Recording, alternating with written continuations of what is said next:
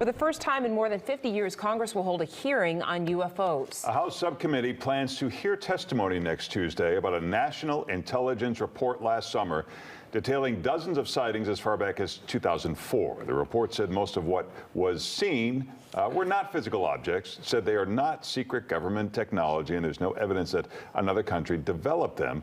Joining us now to discuss is writer and investigator Mick West. Mick, thanks for joining us this morning. Thank you. People remember the New York Times, the 60 Minutes, the fighter pilots. It all seemed very credible, but there's a big part or parts of this story that most people don't know, and I know that you have some insight into that.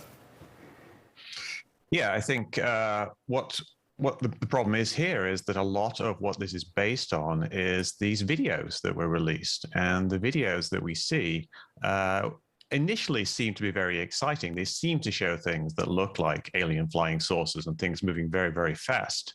But a lot of people, including myself, have done analysis of these videos, and we've shown that there are actually very reasonable explanations for a lot of the things that we see in these videos. And this is something that, unfortunately, the military really hasn't been able to comment on, because a lot of these are covered by the by secrecy and because they are classified. And this has enabled the media and the people who are fans of UFOs to promote these videos as if they are something that they are not.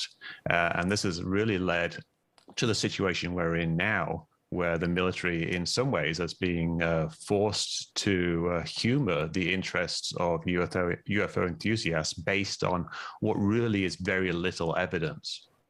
Is there anything that you have seen that would justify the amount of resources devoted to this in terms of what the Pentagon is doing and sort of somewhat done in secrecy? Well, there's really three things that are behind all of this, one of which is just the traditional types of UFOs, things that people have been seeing since World War II, where fighters in World War II saw things called food fighters, which were like glowing balls of light which surrounded their planes. And we still really don't know exactly what they were, and that still is worth investigating. And whenever a pilot sees something that's unidentified, it's worth investigating. But there's also new things, new technology. There's drones that didn't exist back in World War II, obviously, which now present new challenges in terms of airspace clutter, just simply people flying their drones around near airports, and possible foreign nations spying on us. And then there's the lobbying efforts of the UFO enthusiasts who are presenting this weak evidence as if it is strong evidence.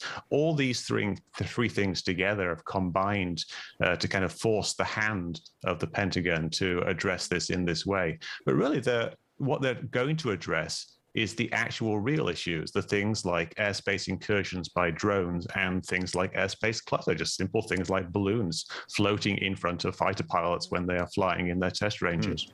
Hey, real quick, Mick, some of the people involved in this Pentagon study of UFOs are scientists who seem to be big like UFO fans. How do you explain somebody so smart being so easily fooled?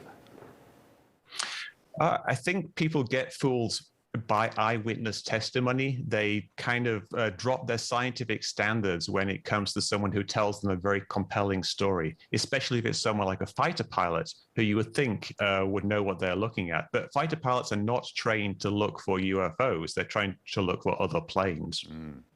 All right, Mick West, we appreciate you joining us this morning.